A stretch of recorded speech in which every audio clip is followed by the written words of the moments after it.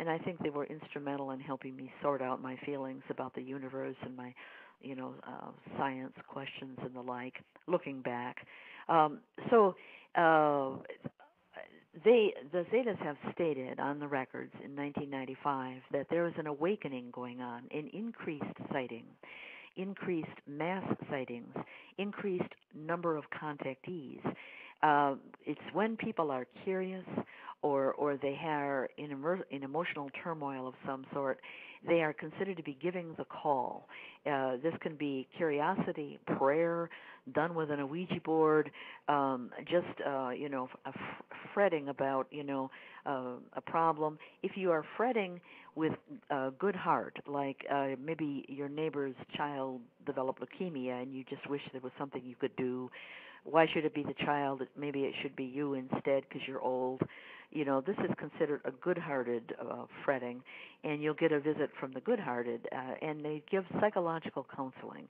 If you're thinking bad thoughts, my neighbor's wife is a real beauty, and I would love him to, fall on his head so I could, make out with her and move into that nice big house.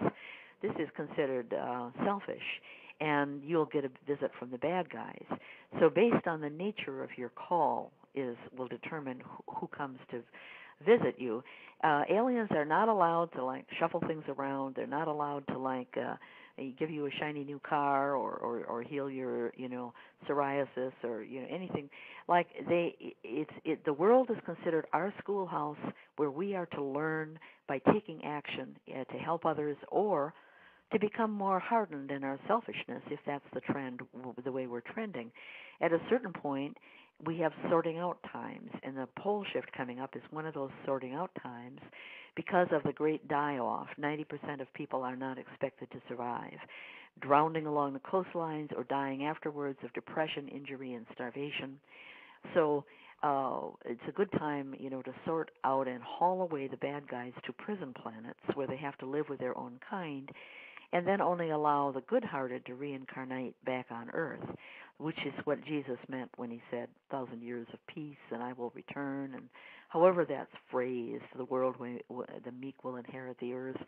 It's what happens to young worlds at a certain point. They go through a transformative process. Leading up to that, we have the increased awakening.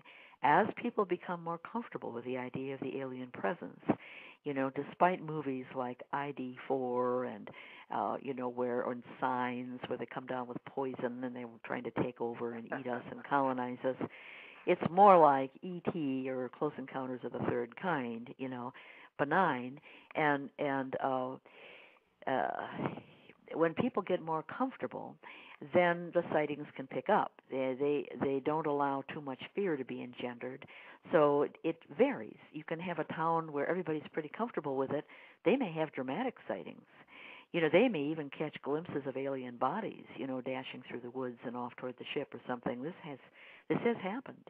But if they are very uptight about it, like maybe in Islamic countries, for instance, where they're allowed very little information, of freedom of press, it would terrify everybody to see a UFO. So that may be a slower process. So it depends on, the community. And even in the U.S., we have those elements that do not want people to embrace the alien presence. Religious hierarchy is often threatened. It's only recently that the Catholic Church has finally said, yes, there is intelligent life elsewhere, and they're not all demons. I mean, the rule was, and I get a lot of emails saying you're talking to demons, and this is one approach, because they're threatened. Their ability to say what's what and to lead people is being threatened. The Department of Defense considers it a threat to some degree. Why can't they just shoo these UFOs away with their planes? Why can't they chase them? If people say, well, why do we have this big Department of Defense if you guys, can't get rid of UFOs? You have no defense against them. Well, these UFO sightings certainly have come to the forefront, in recent years. We have these three guys on the History Channel, the UFO hunters. Have you seen that?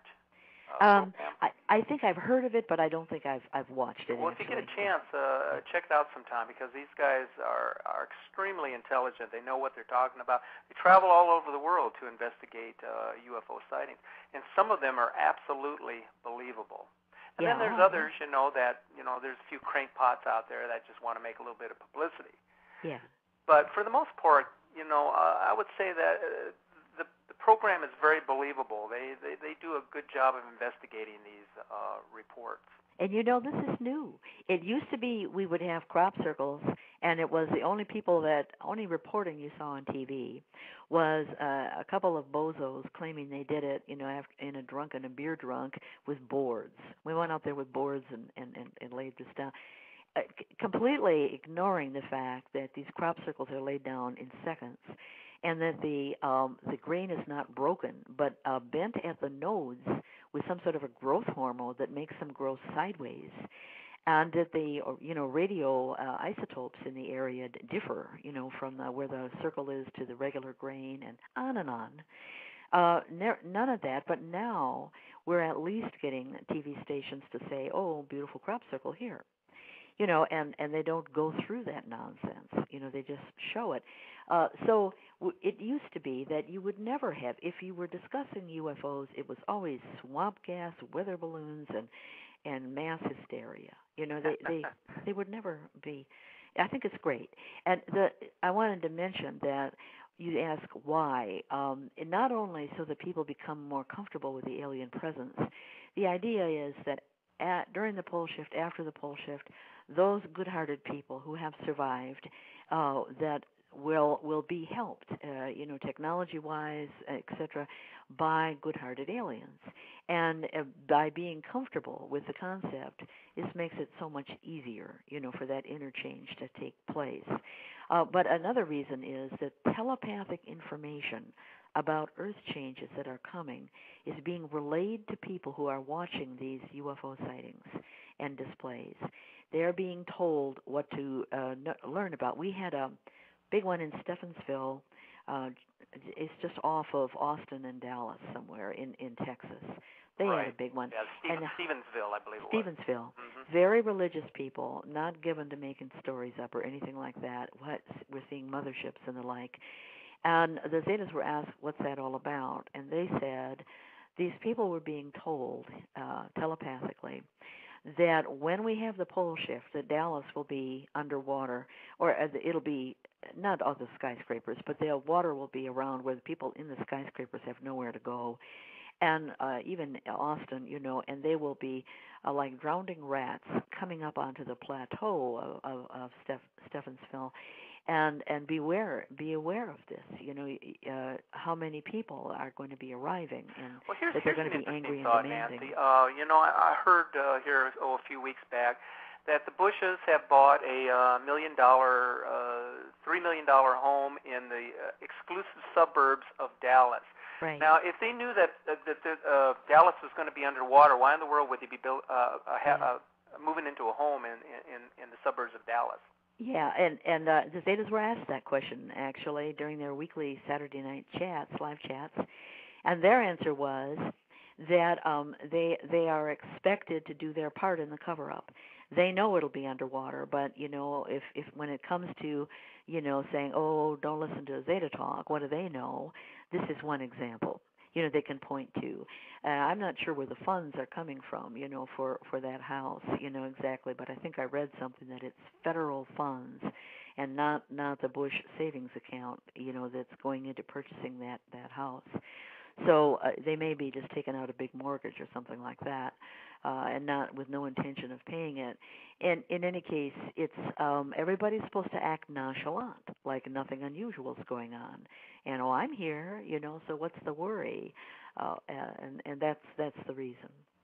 Okay, we're going to take a break here for a moment, and when we return, we are going to ask Nancy about ancient prophecy and events that were foretold to occur in the 21st century, like the likes of Nostradamus, among others. So we'll be also taking questions from those who might be listening today. So stay tuned. We'll be right back after this. Spanning the globe to keep you informed, this is the Earth Frenzy Radio Show.